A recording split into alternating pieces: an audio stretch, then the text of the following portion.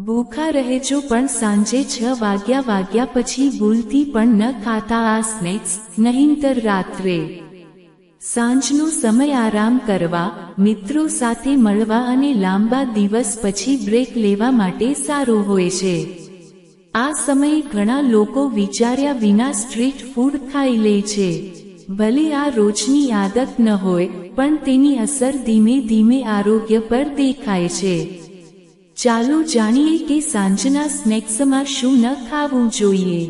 સાંજનો સમય આરામ કરવા, મિત્રો સાથે વાતચીત કરવા અને દિવસભર પછી થોડી મજા માણવા માટે ઉત્તમ છે। આ સમયે ઘણા લોકો વિચાર્યા વિના સ્ટ્રીટ ફૂડ ખાઈ લે છે। ભલે તમે રોજ આવું ન કરતા હો, પણ એની આરોગ્ય પર ધીમે ધીમે ખરાબ અસર પડે છે। આ સમયે તળેલા અને વધારે મીઠા ખોરાક આરોગ્ય માટે નુકસાનકારક છે। સ્વાદના ચક્કરમાં આપણે એવા ફૂડ ખાઈ લઈએ છીએ જે આપણા પાચન અને મેટાબોલિઝમને બગાડી શકે છે। સાંજે 6 વાગ્યા પછી શું ન ખાવું? એક ઇન્સ્ટાગ્રામ વિડીયોમાં ગેસ્ટ્રોએન્ટરોલોજિસ્ટ ડો. પોલે સાંજે 6 વાગ્યા પછી કેટલાક સ્નેક્સથી દૂર રહેવાની સલાહ આપી છે। તેમણે ખાસ કરીને સમોસા, જલેબી, પાણીપુરી, વડાપાવ, કચોરી, તળેલા મોમોસ અને નમકીનનું નામ લીધું છે। વધુ બચર, બર્ગર અને પાવભાજી પણ આ યાદીમાં આવે છે। સાંજે આ ફૂડ્સ કેમ ન ખાવા જોઈએ?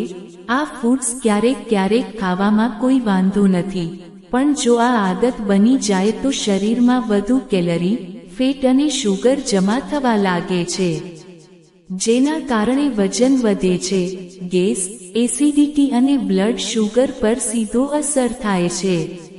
અમેરિકન ડાયાબિટીસ એસોસિએશનની 2021ની એક સ્ટડીમાં તળેલા ખોરાક અને ટાઈપ 2 ડાયાબિટીસ વચ્ચે કનેક્શન જોવા મળ્યું હતું। સાંજે આવા ફૂડ્સ ખાવાના નુકસાન: સર્વેમાં જે લોકોએ તળેલા ખોરાક ખાધા હતા, તેમનું બ્લડ શુગર કંટ્રોલ ખરાબ હતું અને ઇન્સ્યુલિન રેઝિસ્ટન્સનો ખતરો વધી ગયો હતો। તળેલા ખોરાકથી આંતરડાની તંદુરસ્તી પર અસર થાય છે, સારા બેક્ટેરિયા ઘટે છે અને શરીરમાં સોજો વધી શકે છે। ભૂખ અને શુગર કંટ્રોલ કરતા જરૂરી હોર્મોન્સ પણ ઘટી શકે છે। સાંજે 6 વાગ્યા પછી કેવી હોવી જોઈએ ડાયેટ? ડો. પોલના જણાવ્યા મુજબ, સાંજે હલકું અને પૌષ્ટિક ખોરાક ખાવું વધુ સારું છે। તળેલા સ્નેક્સની જગ્યાએ એવા વિકલ્પ પસંદ કરો જે પેટને હલકું રાખે અને રાત્રે ગેસ ન વધે। સાંજ માટે હેલ્ધી વિકલ્પોમાં સ્ટીમ્ડ વ્હીટ મોમોસ, ચણા ચાટ, સ્પ્રાઉટ્સ સલાડ, સ્ટીમ્ડ મકાઈ, ઓઇલ વગરનું પનીર ટિક્કા, વેજીટેબલ સૂપ, બેસન ચીલા, વ્હીટ ટોસ્ટ સાથે એક ભુરજી અને મખાણા સામેલ છે। યોગ્ય વિકલ્પ પસંદ કરવાથી તમારી સાંજ અને આરોગ્ય બંને સારું રહી શકે છે।